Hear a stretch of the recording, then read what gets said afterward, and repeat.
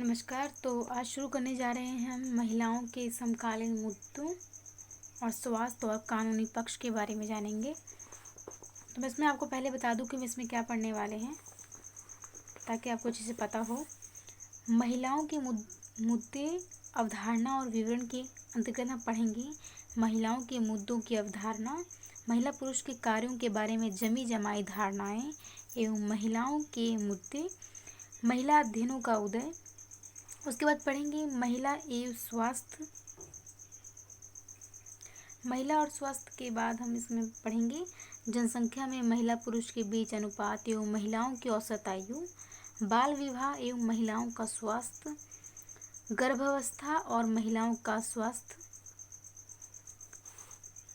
महिलाएं एवं कानून, जिसके अंतर्गत पढ़ेंगे विवाह, दहेज एवं तलाक के बारे में, संपत्ति और उत्तराधिकार के बारे में जानेंगे और कार्य, भुगतान एवं मातृ अवस्था में मिलने वाली महिलाओं के विरुद्ध अपराध, कानून को लागू करने से जुड़ी समस्याएं। उसके बाद ये चैप्टर हमारा कंप्लीट हो जाएगा।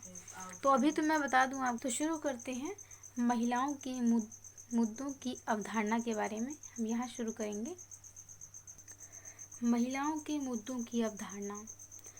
ध्यान से सुनिएगा तभी आपको समझ में आएगा। अब एक ध्यान से सुने, मैं यही कहूँगी। महिलाएं सामाजिक श्रेणी का एक महत्वपूर्ण प्रकार है। ये श्रेणी साधारण प्राणीशास्त्रीय आधार मात्र पर न होकर महत्वपूर्ण सामाजिक सांस्कृतिक आधार पर है।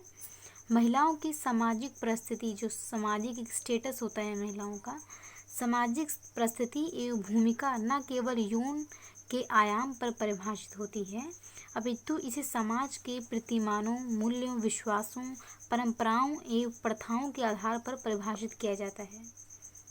एक सामाजिक श्रेणी के रूप में महिलाएं जाति, वर्ग, प्रजाति एवं परिस्थिति इत्यादि सामाजिक समूहों की सीमाओं से परे चली जाती हैं। इसे ध्यान में रखा जाए कि महिलाएं किसी सजातीय श्रेणी का निर्माण नहीं करती हैं। वह विविध सामाजिक आर्थिक समूह में बटी होती हैं एवं वशिष्ठ, मतलब कह सकते हैं डिफरेंस, वशिष्ठ रूपों में भी विभाजित होती हैं, बटी होती हैं। जैसे ग्रामीण और नगरीय महिलाएं आपको हर तरह की मिलेंगी, हर तरह की सोच वाली, हर तरह की उनकी परंपराएं अलग होती हैं, जाति अलग अलग कह सकते हैं। तो जैसे ग्रामीण और नगरीय जो भी हो, महिलाओं को निस्संदेह सामाजिक आर्थिक स्तरीकरण की अधिकांश इकाइयों में एक पीड़ित समूह के रूप में रखा जा सकता है। किसके समूह में? पीड़ित समूह में। आगे बढ़ते हैं। महिलाओं के मुद्दों की अवधारणा मात्र महिलाओं से ही संबंध नहीं है, कि महिलाओं से संबंधित नहीं, क्योंकि ना तो यह एकमात्र महिलाओं के अधिकार क्षेत्र से संबंध है और ना ही ये पुरुषों द्वारा महिलाओं पर किए गए अन्यायों का एकमात्र परिणाम है। यद्यपि हमारे समाज और हमारी धार्मिक परंपराओं में ऐसे कई उदाहरण हैं जिनमें महिलाओं को पुरुषों की तुलना में निम्न श्रेणी में रखा गया है, नीची श्रेणी में रखा गया है। किंतु महिलाओं के मुद्दों को महिला पुरुष के संघर्ष के रूप में साधारणतः नहीं किया जा सकता और ना ही महिला आंदोलन को पुरुषों के विरुद्ध धर्मयुद्ध कहा जा सकता है। वास्तव में ये मुद्दे सामाजिक व्यवस्था का परिणाम है। समाज का प्रत्येक सदस्य प्रतिमानों, मूल्यों, प्रथाओं एवं समाजीकरण की पुरानी प्रक्रियाओं द्वारा चलता है। कि अगर मानव की बात की जाए, समाज के एक सदस्य की बात की जाए, तो अपने परंपराओं के अनुसार ही वो चलता है। कई पीढ़ियों से वह प्रक्रियाएं महिला और पुरुष को मनोवृत्ति एवं व्यवहार के तरीकों के निर्माण में योगदान करती रही हैं। कि उनका कैसा व्यवहार होना चाहिए समाज में, ये कहीं न कहीं ये भूमिका होती है। साथ ही ये समाज में प्रत्येक सदस्य की अपेक्षाओं का भी प्रतिपादन भी करती हैं। संरचनात्मक व्यवस्था में समाज ने महिलाओं को निम्न परिस्थिति प्रदान किया है। समाज ने महिलाओं को एक निम्न परिस्थिति प्रदान किया है, एक निम्न कह सकते हैं, एक नीचा स्तर प्रदान किया है। आर्थिक क्षेत्र में महिलाएं शोषित एवं पृथक हैं, मतलब उनका शोषण कह सकते हैं, उनका शोषण होता है और वे बिल्कुल अलग हैं, तथा सामाजिक क्षेत्र में अधीन हैं। राजनीतिक क्षेत्र में महिलाएं समाज के एक शक्तिहीन समूह को प्रस्तुत करती हैं, शक्तिहीन समूह को प्रस्तुत करती हैं। महिलाओं के मुद्दों को समाज के मुद्दों से जोड़कर समझना आवश्यक है। जो भी महिलाओं के मुद्दे हैं उन्हें समाज का ही मुद्दा समझा जाए, ये ज़रूरी है। इन मुद्दों को उत्पादन के साधनों में, निर्णय लेने के क्षेत्र में, स्वास्थ्य सुविधाओं में, शिक्षा में, रोजगार के अवसरों में एवं सामाजिक न्याय में विशेषतः महिलाओं के असमान उपागमन को इंगित करना होगा। इस संदर्भ में महिलाओं के मुद्दों पर होने वाले अध्ययनों को अन्य विविध सामाजिक मुद्दों के साथ जोड़कर देखने से समस्याओं का समाधान दिखाई दे सकता है। आगे बढ़ते हैं। महिला पुरुषों के कार्यों के बारे में जमी जमाई जो धारणाएं होती हैं वो क्या हैं? महिलाओं के मुद्दे संस्थागत व्यवस्थाओं, मूल्यों, प्रतिमानों एवं प्रथाओं ने समाज में महिला की भूमिका को जमी जमाई धारणाओं के साथ कायम रखा हुआ है। मतलब जो भी पुरानी रूढ़िवादी कह सकते हैं परंपराएं हैं, उसको समाज में बरकरार रखना, उसी को ही जमी जमाई धारणाएं कहा जाता है। उदाहरण के लिए सामाजिक सांस्कृतिक व्यवस्था में विवाह की अवधारणा को महिला के भाग्य से जोड़ा है। विवाह का महत्वपूर्ण कार्य पुत्र प्राप्ति है। कि मेनली अगर बात की जाए विवाह क्यों होता है, वंश चलाने के लिए, तो विवाह का महत्वपूर्ण कार्य पुत्र की प्राप्ति है। पत्नी एवं माँ की भूमिका ही महिला को सार्थक बनाती है। इस प्रकार उसके मातृत्व के प्रस्तानिगान के द्वारा धर्म ने महिलाओं को घर में रहने को बाध्य किया और उसके कार्यों को संतान उत्पत्ति एवं बच्चों के लालन पालन तक ही सीमित किया है। कि महिलाओं का एक ही काम है, बच्चों को जन्म दें और घर चलाएं और बच्चों का लालन पालन करें। ये कहीं न कहीं जोड़ दिया है महिलाओं के कार्य के हिसाब से। महिलाएं उत्पादन और प्रजनन दोनों के क्रियाकलाप में एक निर्णायक भूमिका निभाती हैं। द्रुतगामी आर्थिक विकास एवं सामाजिक परिवर्तन की प्रक्रिया में महिलाओं का योगदान अभी भी उनके कामों की जमी जमाई धारणाओं एवं परंपरात्मक कार्य अपेक्षा कारण महिला प्रत्यक्ष में दिखाई नहीं देता है। महिलाएं जीवन के सभी क्षेत्रों में सीमांतन का विषय हैं। इस खंड की प्रारंभिक इकाइयों में महिलाओं के कार्यों की परंपरात्मक अवधारणाओं, जमी जमाई धारणाओं और अपेक्षाओं का विवेचन किया गया है, जो समाज में महिलाओं की परिस्थिति एक स्टेटस कह सकते हैं, महिलाओं के स्टेटस को आगे बढ़ने में रोकती है। समाज में कई पीढ़ियों से ये मुद्दे ऐसे ही चले आ रहे हैं। महिला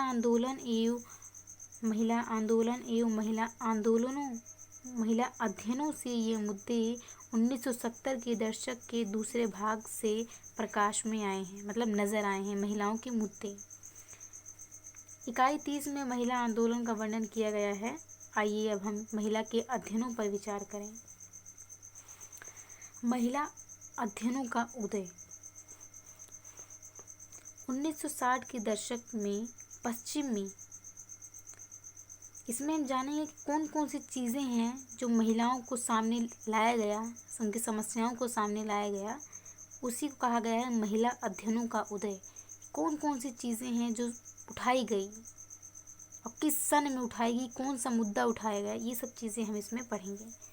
तो शुरू करते हैं। 1960 के दशक में पश्चिम में महिला अध्ययनों की प्रति रुचि जागृत हुई। इस समय महिलाओं के विभिन्न आंदोलनों का विकास भी हुआ। लोग अब सजग हो गए महिलाओं के प्रति और कई ऐसी जो रूढ़िवादी चीज़ें हैं उसको ख़त्म करने के लिए आंदोलन शुरू किया गया महिलाओं के द्वारा। भारत में महिला अध्ययनों के क्षेत्र का उद्गम 1980 के दशक में हुआ। कब हुआ? 1980 के दशक में महिला अध्ययनों के क्षेत्र का उद्गम हुआ, मतलब शुरुआत हुई। 1970 के दशक में यूनाइटेड नेशंस की सामान्य सभा में महिलाओं के प्रति होने वाले भेदभाव को हटाने की घोषणा कब की गई? 1967 में की गई कि जो भेदभाव होता है महिलाओं के साथ किसी भी आधार पर, उसको ख़त्म करने के लिए यूनाइटेड नेशन ने अपने सभी सदस्य राज्यों से उनके देश में महिला परिस्थिति के बारे में जानकारी भेजने की प्रार्थना की कि हमें अपने महिलाओं के बारे में जानकारी भेजिए, उनका स्टेटस कैसा है, महिलाओं की स्थिति कैसी, परिस्थिति कैसी है महिलाओं की, उसके बारे में उन्होंने जानकारी मांगी कि हमें जानकारी दीजिए कि आपके देश की जो महिलाओं की परिस्थिति है वो कैसी है, उनका स्टेटस कैसा है। इसके बाद भारत में एक committee status of women in India की स्थापना हुई। सिम्ती ने 1974 में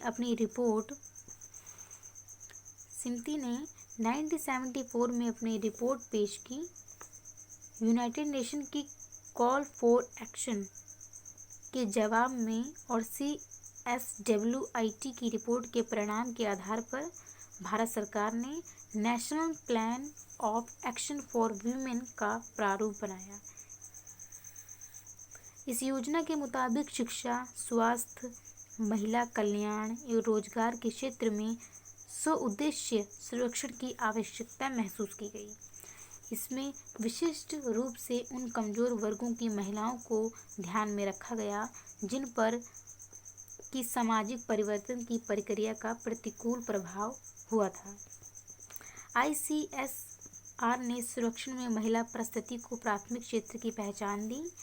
UGC ने भी पूरे देश में कुछ विश्वविद्यालयों में महिला अध्ययनों के केंद्र की स्थापना की। विश्वविद्यालय में महिला अध्ययनों केंद्रों की स्थापना की गई। ICSR और UGC के अलावा कुछ अन्य संरक्षण संगठनों और विश्वविद्यालयों ने जैसे centre for women's development studies, Tata institute for social science, SNDT विश्वविद्यालय इत्यादि ने भी महिला मुद्दों को अपने अध्ययनों में केंद्रीय स्थान दिया। मतलब महिलाओं के लिए काफ़ी चीज़ें की गई, कह सकते हैं कॉलेज खोले गए और भी चीज़ें।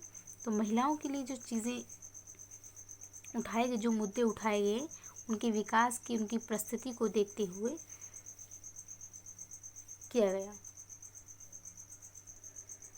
भारत में 1980 के दशक से एक बड़ी संख्या में महिला अध्ययन की साहित्य का आविर्भाव हुआ। साहित्य की बात की जाए तो कह सकते हैं शुरुआत हो चुकी थी महिलाओं से जुड़े मुद्दों पर।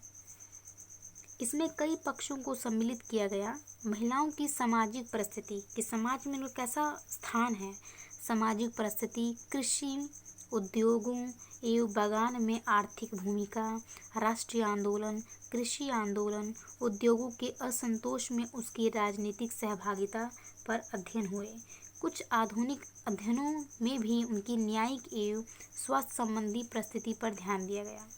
समाजशास्त्र के अध्ययनों के अलावा कई राष्ट्रीय समितियों और आयोगों ने अपनी रिपोर्ट में समकालीन भारत में महिलाओं की परिस्थिति को महत्वपूर्ण माना कि ये मुद्दे ज़रूर उठने चाहिए महिलाओं के लिए।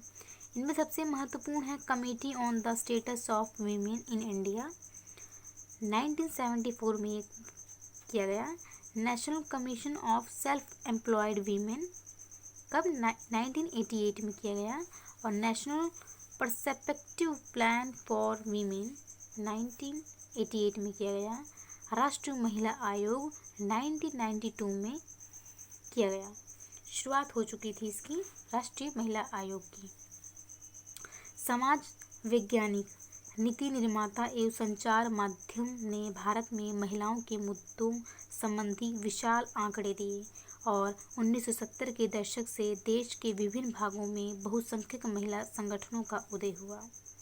इन संगठनों ने कह सकते हैं काफ़ी संगठन उठ चुके थे, काफ़ी संगठन महिलाओं के लिए खड़े हो चुके थे। इन संगठनों ने विभिन्न समूहों में गतिशीलता के आधार पर गतिशीलता के द्वारा महिला के साथ समाज में हो रहे भेदभाव का विरोध किया और 1980 के दशक की शुरुआत में विभिन्न अंशों में महिलाओं में ग्रामीण एवं नगर दोनों क्षेत्रों में चेतना जागरूक हुई। कह सकते हैं जागरूक हो गई। उन्होंने वे मुद्दे उठाए जो समाज में उनके साथ हो रहे सामाजिक आर्थिक अन्याय से संबंध थे। गलत जो होता था महिलाओं के साथ उससे संबंधित थे। महिलाओं के मुद्दों में बढ़ रही जागरूकता अपने तीखे रूप में साहित्य माध्यम विचार विमर्श एवं नीति निर्धारण में झलक पड़ा, प्रतिबंधित हुआ, सामने आने लगी। वो जो सारी चीज़ें जो महिलाओं से जुड़ी थी, जो उनका शोषण की बात की जाए, सब मुद्दे सामने आने लगे। अंततः भारत में महिलाओं के समकालीन मुद्दों में स्वास्थ्य एवं न्यायिक मुद्दे ज़्यादा निर्णायक जटिल हैं। आगे आने वाले भाग में इन्हीं मुद्दों को विस्तार से जानेंगे। तो इसमें ये चीज़ें हमने भी पढ़ी कि किस प्रकार महिलाओं की जो समस्याएं थी उसको सामने लाया गया, शुरुआत हो चुकी थी।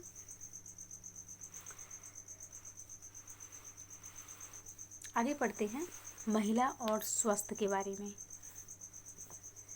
भारत के सामाजिक सांस्कृतिक ढांचे में महिलाओं के स्वास्थ्य के बारे में जानेंगे कि इनका स्टेटस कैसा था, इनका स्वास्थ्य कैसा था। महिलाओं की बड़ी संख्या में बात की जा रही है इसमें। भारत के सामाजिक सांस्कृतिक ढांचे में महिलाओं के स्वास्थ्य की देखभाल बहुत ही निम्न स्तर पर होती है, बहुत ही छोटी एकदम नीचे स्तर पर। सामाजिक आर्थिक संस्करण में महिलाएं निम्न स्तर पर आती हैं और ग्रामीण क्षेत्रों में ये पक्ष और भी भयंकर है। उसमें देखा जाए तो ये बहुत ज़्यादा भयंकर है, मतलब बहुत ज़्यादा स्तर नीचा है महिलाओं का। महिलाओं का स्वास्थ्य बहुत ही अंतर संबंधित आर्थिक एवं सामाजिक तथा सांस्कृतिक कारकों से प्रभावित है। जैसे आमदनी का स्तर, आमदनी बहुत कम होती है जिससे वो अपने खुद का ध्यान नहीं रख पाती। आमदनी का स्तर, शिक्षा का स्तर, शिक्षा तो पहुंच ही नहीं पाती। विवाह के प्रति मनोभाव, विवाह के समय उम्र, प्रजनन एवं संतान के लिंग के प्रति विचार कि बच्चा लड़का होगा या लड़की, परिवार का प्रकार एवं सामाजिक परिपाटी द्वारा महिला से आदर्श व्यवहार की मांग,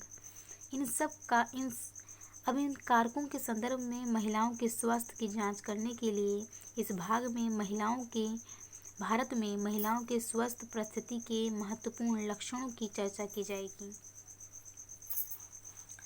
जनसंख्या में महिला पुरुषों के बीच अनुपात एवं महिलाओं की औसत आयु। जनसंख्या में महिला पुरुष के बीच अनुपात एवं महिलाओं की औसत आयु के बारे में जानेंगे। इसमें सारे आंकड़े दिए गए हैं, आप सिर्फ इसको ध्यान सुन लीजिएगा क्योंकि ये ना आप लिख पाएंगे, मुझे पता है ना आप लिख पाएंगे एग्ज़ाम में। इसको बस आपने एक बार समझना है कि किस आधार पर, क्योंकि जो चीज़ हम सुनते हैं बहुत ज़्यादा इफेक्ट पड़ता है। तो आप सिर्फ इसको सुनिएगा, जहाँ ज़रूरी होगा मैं वहाँ खुद बता दूँगी कि आप ये नोट कर लीजिए। लिंग अनुपात समाज में महिलाओं की परिस्थिति का महत्वपूर्ण सूचक है। मैं आपको समझाती चलूँगी बीच बीच में जहाँ ज़रूरत पड़ेगी। जनगणना के आंकड़ों के अनुसार महिला जनसंख्या बढ़ रही है। 1901 में यह 11 करोड़ 70 लाख थी, किसकी? महिलाओं की, और 1981 में 32 करोड़ 10 लाख हो गई। 2001 में 49 करोड़ 50 लाख दर्ज की गई। परंतु प्रति हजार पुरुषों के अनुपात में, हजार की बात की जा रही है, प्रति हजार पुरुषों के अनुपात में महिलाओं की संख्या धीरे धीरे कम होती जा रही है। 1901 में प्रत्येक 1000 पुरुषों में 972 महिलाएं थीं। मतलब अगर पुरुष 1000 थे तो महिलाएं 972 थीं। जबकि 1971 की बात की जाए, ये अनुपात कम हुआ और प्रत्येक 1000 पुरुषों के पीछे 930 महिलाएं रह गईं। मतलब जनसंख्या धीरे धीरे घट रही है महिलाओं की, किस पे, 1000 पुरुषों पर। और 1981 में नाम मात्र की बढ़ोतरी हुई। यह अनुपात 933 महिलाएं प्रति 1000 पुरुष हो गया। 1991 में इसमें 927 तक गिरावट आई, पर 2001 में ये थोड़ा सा बढ़कर 933 पहुंच गया। महिलाओं की जनसंख्या, मतलब इसमें यही बात है कि कहीं महिलाओं की संख्या बढ़ी, कहीं महिलाओं की संख्या घटी। लेकिन दोनों के बीच, हालांकि औसत आयु दोनों ही योनों में बढ़ी है, लेकिन दोनों के बीच दूरी बढ़ गई है। 1921 में महिला पुरुष दोनों की अपेक्षित आयु 26 वर्ष थी और 1961 से लेकर 1971 के वर्षों के बीच पुरुष की औसत आयु बढ़कर 47.1 वर्ष हो गई, जबकि महिलाओं की केवल 45.6 ही थी। एक ही दशक में महिलाओं की औसत आयु में बढ़ोतरी हुई। 1971 में ये 44.7 वर्ष थी, जबकि 1981 में 54.7 हो गई। तो इसमें बस ये चीज़ें, इसमें सब आंकड़े बता रखे हैं और इसमें कुछ नहीं है, सिर्फ आपको जानने के लिए कि कितनी थी, कितना आंकड़ा नहीं था। दूसरी ओर आंकड़े ये दिखाते हैं कि उम्र के अनुसार मृत्यु दर में महिलाओं की मृत्यु अधिक है। और ये आप ध्यान कर लीजिएगा कि उम्र हर सन के आधार पर कहीं महिलाओं की संख्या बढ़ी तो कहीं की, लेकिन ज़्यादातर बात की जाए तो महिलाओं की संख्या घटी है। ये आप नोट कर लीजिएगा। महिलाओं की अगर मृत्यु दर की बात की जाए तो मृत्यु दर अधिक है, और इसी प्रकार प्रत्येक 5 वर्ष में 35 वर्ष तक की महिलाओं की मृत्यु दर अधिक है। प्रति 1000 पुरुषों पर महिलाओं के निम्न अनुपात और उनकी कम औसत आयु की अंशतः अधिक महिला मृत्यु दर एवं अंशतः नवजात शिशुओं में उच्च बालिका मृत्यु दर उत्तरदायी है, कि मतलब लड़कियां जो जन्म लेती हैं उनकी भी मृत्यु ज़्यादा संख्या में हो रही है। बाल्यकाल में बालिकाओं की उपेक्षा करना, संतान उत्पत्ति के दौरान मृत्यु और कन्या वध और भ्रूण हत्या महिला मृत्यु दर के अधिक होने के कारण है। तो सारी चीज़ें नोट करने वाली ये सारी चीज़ें हैं कि लड़कियों को गर्भ में ही मार देना, या बच्ची जन्म ले लेती है उसके बाद उसको मार देना है, या सिर्फ लड़की, आप समझ रहे हैं, संतान उत्पत्ति के दौरान मृत्यु, कन्या वध कर देना, भ्रूण हत्या, बच्चों को गर्भ में ही ख़त्म कर देना, ये सारे अधिक कारण ये शामिल दिखाई दिए हैं। अब इन सचेश पे इन पक्षों की विवेचना की जाएगी, मतलब एक एक अच्छे से आपको इसमें डिटेल में बताया जाएगा ताकि आपको और अच्छे से समझ में आए। बाल्यावस्था में उपेक्षा, फर्स्ट पॉइंट है इसका। बहुत छोटी उम्र से ही बालिकाओं का जीवन उपेक्षित हो जाता है। उपेक्षा का ये स्तर परिवार और उसकी आर्थिक स्थिति पर अलग अलग होता है। जैसे परिवार की स्थिति होगी, किसी की आमदनी कम होती, किसी कोई अच्छा होता है स्थिति में। लेकिन लड़कों की अपेक्षा लड़कियां अधिकांश सामाजिक आर्थिक सशक्तिकरण में उपेक्षित रहती हैं। संपूर्ण देश में ये देखा गया है कि लड़की जब तक अपनी माता के दूध पर निर्भर रहती है, उसके बचने की आशा अधिक रहती है। विभिन्न स्रोतों से लिए गए आंकड़े ये प्रमाणित करते हैं कि शिशु काल से 15 वर्ष की उम्र तक में बालिकाओं की मृत्यु दर बालकों से कहीं अधिक है, लड़कों से कहीं अधिक है। इसके पीछे अनेक कारण हैं। सबसे पहला कारण तो लड़कों की अपेक्षा कम समय तक स्तनपान कराना है, मतलब लड़कियों को कम दूध पिलाया जाता है माँ का, जबकि लड़कों को ज़्यादा पिलाया जाता है। दूसरा, बीमारी के दौरान माता पिता लड़कों पर अधिक ध्यान देते हैं। यह अपेक्षा निम्न आर्थिक स्थिति के कारण और अधिक होती है। जिनकी स्थिति अच्छी नहीं होती, जो गरीब ज़्यादा कह सकते होते हैं, वो कुछ ज़्यादा ये ऐसा करते हैं। अपर्याप्त और अपौष्टिक भोजन से और कार्यभार अधिक होने से बालिकाओं की आयु कम हो जाती है। मतलब कह सकते हैं कि भोजन अच्छा ना मिलना, अपर्याप्त पौष्टिक भोजन ना मिलना, कार्यभार अधिक सौंप देना लड़कियों पर, बच्चियों पर, तो इस इस कह सकते हैं उनकी आयु जो होती है कम और हो जाती है। अधिकांश निम्न आर्थिक श्रेणी के परिवारों में लड़की तमाम घर गृहस्थी के कार्यों के साथ ही अपने छोटे भाई बहन की देखभाल भी करती है। तो ये चीज़ें जो छोटे भाई बहन की देखभाल करती है लड़की अपने बहन भाइयों की, ये अभी भी होता है, गांव के एरिया में ज़्यादा होता है। बच्चे पैदा तो कर देते हैं माँ बाप, लेकिन जो संभालने का काम होता है वो भाई बहन ही करते हैं। बड़े भाई बहन जो होती है वो करती है। दूसरा पॉइंट पढ़ें, संतान उत्पत्ति के दौरान मृत्यु। समझ में आ रहा होगा अगर आप ध्यान से सुन रहे होंगे तब। बाल विवाह से महिलाओं का गर्भकाल भी लंबा हो जाता है। इसका अर्थ है महिला और बच्चों के लिए अधिक जोखिम। कई अध्ययनों से ये सिद्ध होता है कि छोटी उम्र में माँ बनना स्वयं अपने लिए एवं बच्चे दोनों के लिए खतरनाक है। कम उम्र में माँ बनना बच्चे के लिए भी खतरनाक हो सकता है, क्योंकि उसे जो चीज़ें मिलनी चाहिए गर्भ में वो मिलती नहीं है, और माँ तो पहले ही कमज़ोर होती है। ये खतरा पौष्टिक खाने की कमी से और बढ़ जाता है। बहुत से शोध कार्य इंगित करते हैं कि महिलाओं द्वारा ली जाने वाली कैलोरी उसी खपत की कैलोरी से लगभग 100 कैलोरी कम होती है, जबकि पुरुषों में ये 800 कैलोरी अतिरिक्त है। महिलाएं घर में एवं घर के बाहर भी अधिक श्रम वाले कार्य को करती हैं, जिसमें मेहनत लगती है, जबकि वे अधिकांश अपर्याप्त भोजन लेती हैं, मतलब पौष्टिक आहार नहीं लेती हैं। अपर्याप्त, कम में ही काम चल जाना, अपर्याप्त भोजन लेती हैं। परंपरागत वे पति एवं परिवार के अन्य सदस्यों के बाद भोजन करती हैं, जैसे शुरुआत से चला आ रहा है कि जब सबके घर के लोग खाना खा लेते हैं तब खाना खाना। ऐसा विशेषकर संयुक्त परिवारों में, जिसमें सभी घर के लोग मिलजुल कर रहते हैं, तो संयुक्त परिवारों में ग्रामीण और शहरी दोनों क्षेत्रों में पाया जाता है। इसके अतिरिक्त गलत तरीके की प्रस्तुति, मतलब बच्चों का जन्म दिलवाना, गलत तरीके से प्रस्तुति के कारण भी औरत कई जटिलताओं का शिकार हो जाती हैं।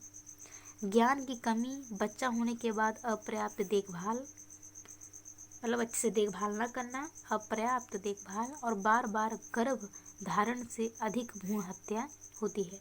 बार बार माँ बनना, इससे भी भ्रूण हत्या जल्दी होती है। अधिक संख्या में कम वजन वाले बच्चों का जन्म और युवा महिलाओं की मृत्यु हो जाती है।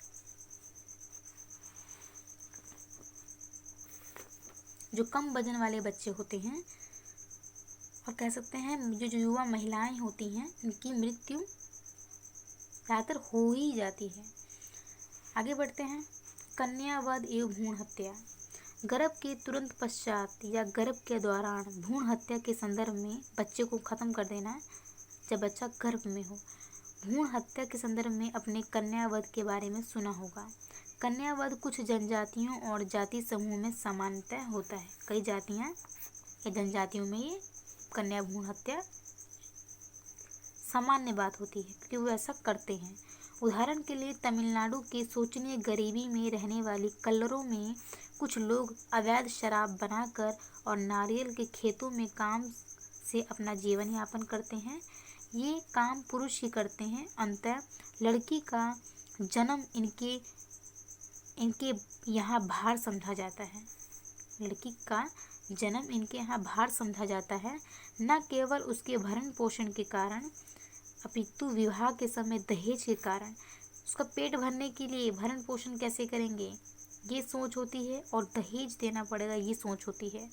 विवाह के उपरांत विभिन्न अवसरों पर उसके पति व अन्य परिवारजनों का उपहार देने के कारण कन्या को भार माना जाता है, कि उसको सामान दिया जाएगा।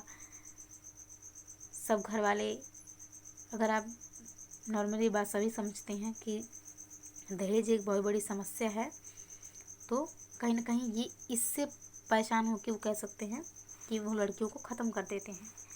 यूएसए में प्रचलित एक स्वास्थ्य परीक्षण की विधि है जिसे एमनोएसिटिक्स कहते हैं। इसके द्वारा अजन्मे, जिसका जन्म नहीं हुआ है, अजन्मे बच्चे के लिंग का पता लगा लिया जाता है। अंततः आजकल माता पिता बच्चे का लिंग अपनी पसंद का रखने के लिए तेजी से इसका उपयोग कर रहे हैं।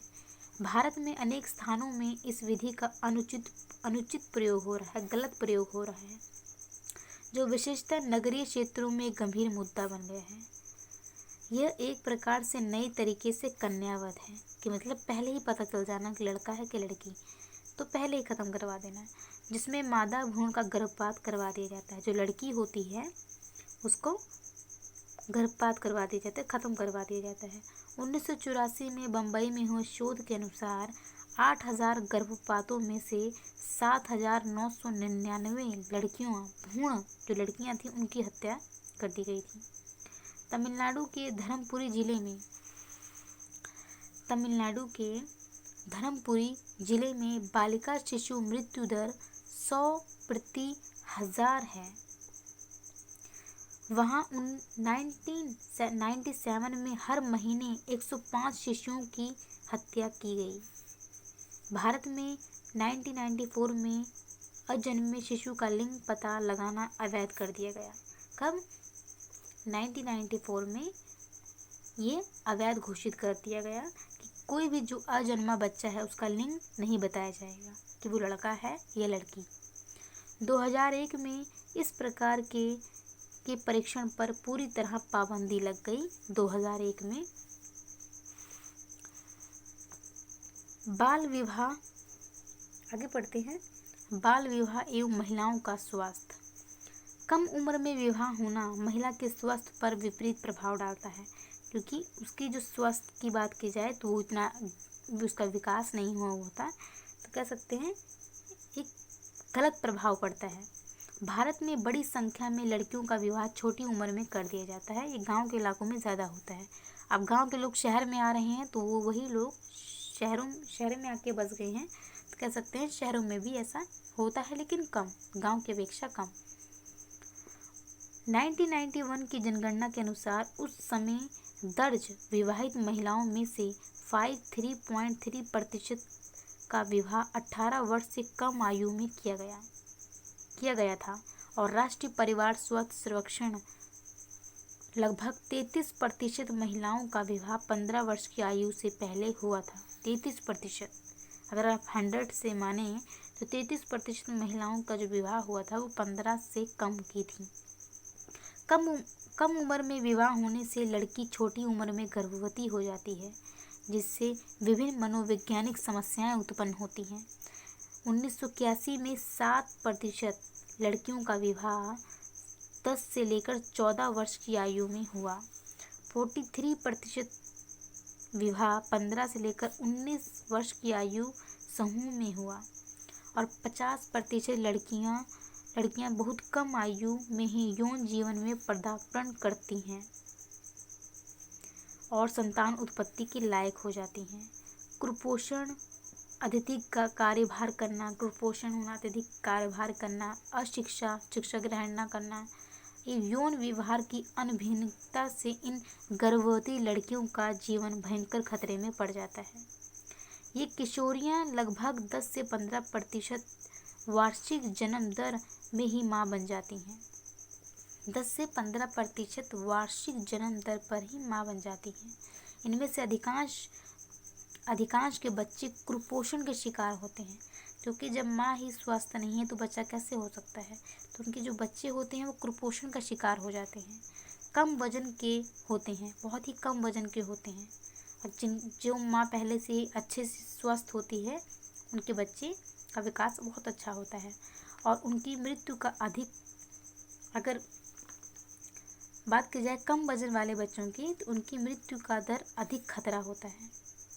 महिलाओं के स्वास्थ्य से जुड़े दृश्यों का चित्र देखिए, तो मतलब आपको चित्र के माध्यम से भी बताया गया है। तो ये देखिए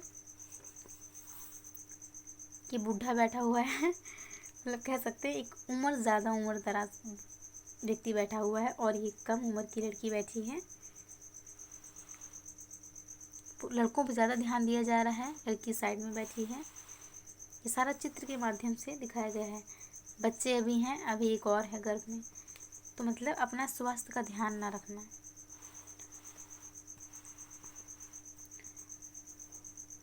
गर्भ अवस्था और महिलाओं का स्वास्थ्य। भारत में महिलाएं औसतन 8.9 बार गर्भवती होती हैं। 8.9 बार गर्भवती होती हैं और वे अपनी उर्वरता का लगभग 80% भाग गर्भावस्था और स्तनपान में बिताती हैं। बच्चे को दूध पिलाने में और गर्भावस्था में ही आधा समय वो बिता देती हैं। अध्ययनों से पता चलता है कि निम्न आयु कम उम्र की लड़कियों की बात की जाए, निम्न आयु समूह की गर्भवती महिलाएं 1100 कैलोरीज की कमी से ग्रस्त होती हैं। ये कैलोरीज जो उन्हें पोषण मिलना चाहिए उसकी कमी बताई गई है कि वो 1100 कैलोरीज की कमी से ग्रस्त होती हैं और स्तनपान वाली महिलाएं 1000 कैलोरीज से कमी होती है उनमें। निम्न सामाजिक आर्थिक समूह की महिलाओं का वजन गर्भावस्था के दौरान 5 किलोग्राम बढ़ता है, जो कि अपेक्षित वजन से बहुत कम है। गर्भावस्था में खून की कमी से 15 से 20% माताओं की मृत्यु हो जाती है। कार्यकली जो काम करती हैं, कार्यालय सूचना के अनुसार प्रति 1 लाख जन्म पर 400 से 500 माताओं की मृत्यु हो जाती है। ये आंकड़े दिखाए गए हैं। कहीं कहीं ग्रामीण क्षेत्रों में ये संख्या 1000 से 1200 तक पहुंच जाती है। ग्रामीण एवं नगरीय क्षेत्रों में अशिक्षित जो महिलाएं होती हैं, जो पढ़ी लिखी नहीं होती हैं, ग्रामीण और नगरीय क्षेत्रों में अशिक्षित महिलाएं क्रमशः 71% एवं 29% से ज़्यादा गर्भ समापन करवाती हैं, गर्भ खत्म कह सकते हैं।